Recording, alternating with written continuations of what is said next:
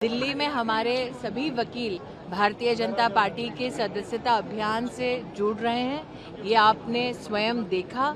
मैं वकीलों के प्रति आभार वंदन करती हूँ कि उन्होंने राष्ट्रहित में भारतीय जनता पार्टी की मेंबरशिप ग्रहण की। हिमांशु जी और रमेश पिथौड़ी जी ने जो ये कोशिश किया इस प्रयास के लिए, अपने आप में वकीलों की ये मीटिंग दिल्ली में विशेष सदस्यता अभियान के चलते रमेश भिदोड़ी जी के सानिध्य में हमारे दिल्ली लीगल सेल के हाल ही में राज्यसभा में सेवा देने का अवसर मनन मिश्रा जी को मिला है। बार काउंसिल की ओर से सभी अधिवक्ता यहाँ पर उनके सम्मान में पधारे। तो जिन्होंने वर्षों तक वकील जो साधारण परिवार से हैं, वकील जो ग्रामीण अंचल से हैं, ऐसे वकीलों के नेता को भारतीय जनता पार्टी ने देश की संसद में मौका दिया।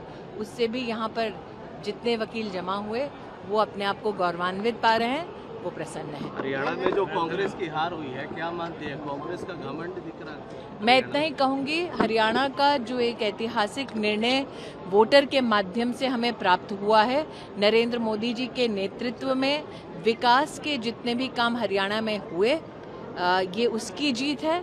साथ ही जैसा कि प्रधानमंत्री जी ने स्वयं कहा कि जिस माटी से गीता का उपदेश उपजा, उसी माटी ने संघर्षों के बाद विकास के पथ पर चलने के लिए नरेंद्र मोदी के नेतृत्व को सराहा और सम्मान दिया। दिल्ली में भी इसका असर दिखेगा। मैं इतना ही कहूँगी कि प्रधानमंत्री जी के नेतृत्व में हम तीसरी बार प्रधानमंत्री जी को राष्ट्र की सेवा देते हुए देख रहे हैं। हरियाणा में एक ऐतिहासिक परिणाम आने के बाद आगामी चुनाव में भी भारतीय जनता पार्टी के कार्यकर्ता और समर्थकों के हौसले और बढ़े हैं। हम सब चाहते हैं कि प्रधानमंत्री जी ने नव भारत के निर्माण के लिए भारत को विश्व की तीसरी बड़ी सबसे बड़ी अर्थव्यवस्था का जो संकल्प लिया है, उसे फलीभूत करने के लिए हम सब संकल्पबद्ध हैं। धन्यवाद। उम्मीदवारों की घोषणा की है, उस पर क्या कुछ कहेंगे बिना कांग्रेस की सलाह मशवरे के?